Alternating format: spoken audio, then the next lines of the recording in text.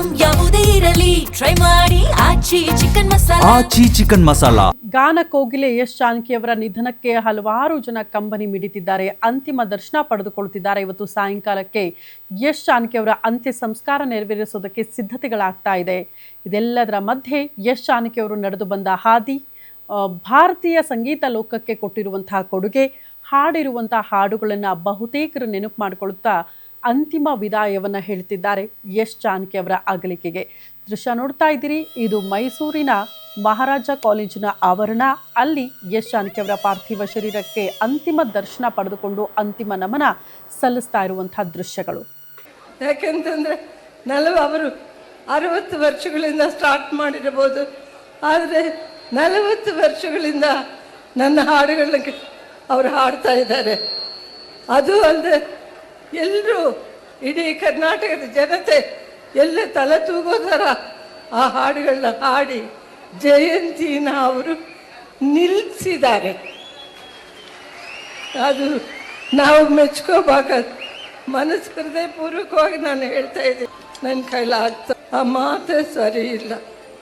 ಅವ್ರು ಯಾವಾಗಲೂ ಹಾಡ್ತಾ ಇರಬೇಕು, ನಾವು ಕೇಳ್ತಾ ಇರಬೇಕು, ನಾವು ಸಂತೋಷ ಪಡ್ತಾ ಇರಬೇಕು. ಅಂಥದ್ರಲ್ಲಿ ಅವ್ರು ನಿಲ್ಲಿಸ್ಬಿಟ್ರೆ ನಮ್ಗೆ ಇನ್ನೊಬ್ಬರು ಜಾನಕಿ ಎಲ್ಲಿಂದ ಬರ್ತಾರೆ ರೀ? ಹಾಗಾಗಿ ಏನೇ ಇದ್ರು ಮನಸ್ಸು ಸಮಾಧಾನ ಮಾಡಿಕೊಂಡು ಈ ಫಂಕ್ಷನ್ಗೆ ನನ್ನ ಕರೆದ ನಮ್ಮ ಹೇಮಗೆ ಎಲ್ಲರಿ ನೀವು ಆ್ಯಕ್ಟ್ ಮಾಡೋವರೆಗೂ ಹಾಡಿದೆ. ಈಗ ನೀವು ಜಾಸ್ತಿ ಮಾಡ್ತಾ ಇಲ್ಲ, ನಾನೇನು ಮಾಡೋದು? ನೋಡಿ, ನೀವು ಗಮನಿಸಿದ್ರೆ ಇಲ್ವೋ, ಅಲ್ಲಿ ಫೋಟೋಸ್ ಇದೆ.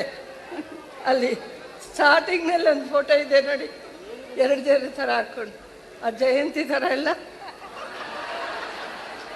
ನೋಡಿ. ಕರೆಕ್ಟಾಗಿ ಗಮನಿಸಿ, ಜಯಂತಿನೇ. ಜಾನಕಿ ಅವರ ಆಶೀಸ್ಸು ಯಾವಾಗಲೂ ನನ್ನ ಮೇಲೆ ಇರಬೇಕು. ಅವರು ಚೆನ್ನಾಗಿರಬೇಕು, ಚೆನ್ನಾಗಿ ಆಡ್ತಾ ಇರಬೇಕು. ಆರೋಗ್ಯ, ಮನ ನೆಮ್ಮದಿ, ಆಯುಷ್ಯು ಎಲ್ಲ ತಾಯಿ ಚಾಮುಂಡೇಶ್ವರಿ ಕೊಟ್ಟು ಅವನ್ನ ಕಾಪಾಡಬೇಕು. ನಿಮ್ಮೆಲ್ಲರ ಇಡೀ ಕರ್ನಾಟಕ ಜನತೆಯ ಆಶೀರ್ವಾದ ಅವ್ರ ಮೇಲೆ ಇರಬೇಕು ಅಂತ ನಾನು ಕೇಳ್ತಾ ಇದ್ದೀನಿ. ನಮಸ್ಕಾರ. ಇಲ್ಲ ರೀ, ಓಡಿ ಓಡಿ ಓಡಿ ಆಯಾಸಪಟ್ಟು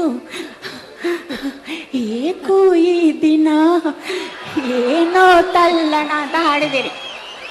ಹಾಗೆಲ್ಲ ಆ್ಯಕ್ಟ್ ಮಾಡಿದ್ದೀರಿ, ನಾನು ಹಾಡಿದೆ. ಈಗ ಯಾರಿಗೆ ಹಾಡಲಿ? ಥ್ಯಾಂಕ್ ಯು ಪಾ, thank you so much, thank you.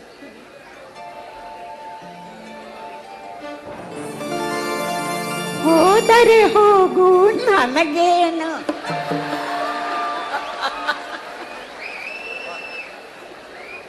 ಎಲ್ಲರಿಗೂ, ಅಭಿಮಾನಿಗಳಿಗೂ, ಹಿರಿಯರಿಗೂ ಕಿರಿಯರಿಗೂ ನನ್ನ ಅನಂತ ನಮಸ್ಕಾರಗಳು.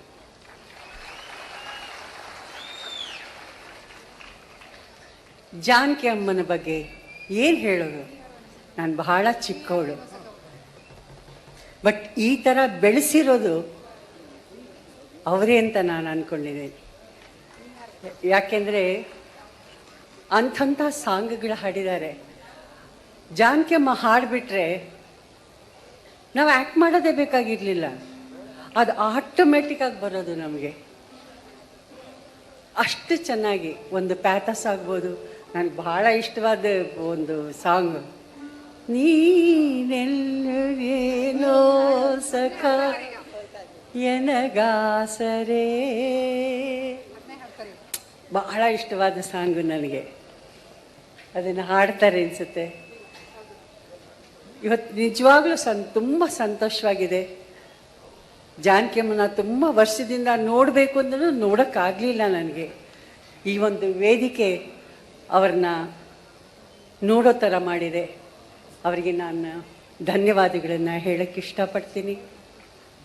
ಆ ಭಗವಂತ ಚಾಮುಂಡೇಶ್ವರಿ ಅವರಿಗೆ ಆಯುಷ್ಯ ಆರೋಗ್ಯ ಪೂರ್ಣವಾಗಿ ಕೊಟ್ಟು ಸದಾ ನಮ್ಮ ಜೊತೆಯಲ್ಲಿ ಇರೋ ಹಾಗೆ ಮಾಡಲಿ ಅಂತ ಕೇಳ್ಕೊತೀನಿ. ಎಲ್ರಿಗೂ ನಮಸ್ಕಾರ. ಏಕಾಂತವಾಗಿ ಮಾತಾಡೋಣ ಅಂತ ನೆನೆಸಿದೆ. ಏಕಾಂತವಾಗಿ ಮಾತಾಡೇ ಬಂದೆ ನಾನು. ಈಗ ಏಕಾಂತವಾಗಿ ಹೇಗೆ ಮಾತಾಡೋದು ಇಷ್ಟು ಜನ ಮುಂದೆ, ಆಮೇಲೆ ಏಕಾಂತವಾಗಿ ಮಾತಾಡ್ತೀನಿ. ನಿನ್ನ ಲಗ್ನ ಪತ್ರಿಕೆ ಎನ್ನ ಕೂಗಿ ಕರೆದು ಎಷ್ಟೆಷ್ಟು ಸಾಂಗ್ ಹಾಡಿದೆ, ಒಳ್ಳೆ ಒಳ್ಳೆ ಸಾಂಗ್ಸ್ ಹಾಡಿದ್ದೇನೆ ಅವರಿಗೆ. ಈಗ ನೀವು ಹೇಳಿದ ಸಾಂಗೇ ಹಾಡ್ತಾ ಇದ್ದೀನಿ. ಈಗ ಆ ಸಾಂಗು ನಿಜವಾಗಲೂ ಆ್ಯಕ್ಟ್ ಮಾಡುವಾಗ ನೋಡುವಾಗ ನಮಗೆ ಗೊತ್ತಾಗದೇನೆ ಒಂಥರ ಮನಸ್ಸು ಏನೋ ವೇದನೆ ಆಗಿ ಅಳು ಬರುತ್ತೆ. ಅಷ್ಟು ಚೆನ್ನಾಗಿ ಮಾಡಿದ್ದಾರೆ. ಏನು ತುಂಬ ಏನು ಅಳುದು ಆ ಥರ ಇಲ್ಲ, ಅದು ಏನೋ ಆ ಮುಖ ನೋಡ್ರೇ ಆ ಥರ ತುಂಬ ಅಳು ಬಂದಿದೆ ಆ ಸಾಂಗು. ಆ ಥರ ತುಂಬ ಒಳ್ಳೆ ಆ್ಯಕ್ಟ್ರೆಸ್ ಎಲ್ಲರಿಗೂ. ನಿಜವಾಗಲೂ ನಿಮ್ಮಂಥ ಆ್ಯಕ್ಟ್ರೆಸ್ಗಳ ನಾನು ಹಾಡಿದ್ದೀನಂತ ನನಗೆ ತುಂಬ ಸಂತೋಷ.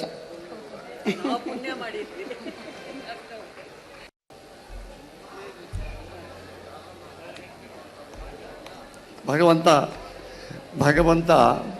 100 ವರ್ಷ ನಿಮಗೆ ಅಖಂಡವಾದಂಥ ಆರೋಗ್ಯ ಭಾಗ್ಯ, ಕಾಯಿಲೆ ರಹಿತ ಆರೋಗ್ಯ ಭಾಗ್ಯವನ್ನು ಕೊಟ್ಟು ದೀರ್ಘಾಯುಷ್ಯವನ್ನು ಕೊಟ್ಟು ದಕ್ಷಿಣ ಭಾರತದ ಕೋಗಿಲೆಯ ಧ್ವನಿ ಯಾವಾಗಲೂ ಭಾರತದಲ್ಲಿ ಮೊಳಗುತ್ತಾ ಇರಲಿ ಅಂತ ನಾನು ದೇವರಲ್ಲಿ ಬೇಡ್ತಾ ಇರ್ತೇನೆ.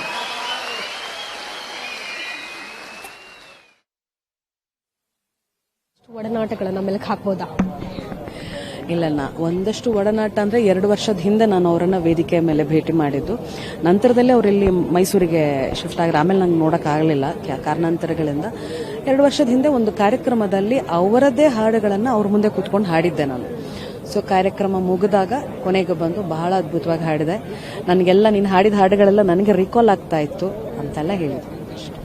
ಏನ್ ಹೇಳಿದ್ರು ಅಂದ್ರೆ, ನೀವು ಅವರ ಹಾಡುಗಳನ್ನ ಹಾಡಿದಾಗ ಅವ್ರಿಗಾಗುವಂತಹ ಖುಷಿನೇ ಬೇರೆ ಇರುತ್ತೆ. ನಾನೇ ಅಂತಲ್ಲ ಮ್ಯಾಮ್, ಅವ್ರು ಯಾರೇ ಹಾಡಿದ್ರು ಯಾವತ್ತೂ ಅವರು ಒಂದು ನೀನು ಸರಿ ಹಾಡ್ದಿಲ್ಲ ಅಥವಾ ಎಲ್ರಿಗೂ ಪ್ರೋತ್ಸಾಹ, ನೀನು ಹೆಂಗೆ ಹಾಡಿದ್ರು ನೀವು ತುಂಬ ಚೆನ್ನಾಗಿ ಹಾಡ್ತೀಯಪ್ಪ, ಚೆನ್ನಾಗಿ ಹಾಡು ಅಭ್ಯಾಸ. ನೀವು ನೋಡಿರ್ಬೋದು ಅವ್ರು ಸೋಷಿಯಲ್ ಮೀಡಿಯಾದಲ್ಲಿ, ಅವ್ರು ಯಾರಂತಾನೆ ಗೊತ್ತಿರಲ್ಲ, ಅವ್ರು ಹಾಡಿದ ತಕ್ಷಣ ಆತ್ಮೀಯವಾಗಿ ತಬ್ಕೊಂಡು ತುಂಬ ಚೆನ್ನಾಗಿ ಹಾಡ್ತೀಯ, ಅದ್ಭುತವಾಗಿ ಸಂಪೂರ್ಣವಾಗಿ ಆಶೀರ್ವಾದ ಮಾಡುವಂತ ಒಂದು ದೊಡ್ಡ ಮಾತೃ ಮನೋಭಾವ ಹಾಕಿದ್ದು. ಏನ್ ತುಂಬಾ ಇಷ್ಟ ಆಗ್ತಿತ್ತು ನಿಮ್ಗೆ ಅವರಲ್ಲಿ? ಅಂದ್ರೆ ಈಗ ಗಾಯನ ಅನ್ನೋಂತ ಪ್ರೊಫೆಷನಲ್ ಬೇರೆ, ಪರ್ಸನಲ್ ಆಗಿ ಹೇಗೆ ಇಷ್ಟ ಆಗ್ತಿತ್ತು? ಸರಳತೆ ಮ್ಯಾಮ್, ಸರಳತೆ. ಅವ್ರು ಹೇಗಿದ್ರು ನಿಮಗೆ ಗೊತ್ತಿದೆ.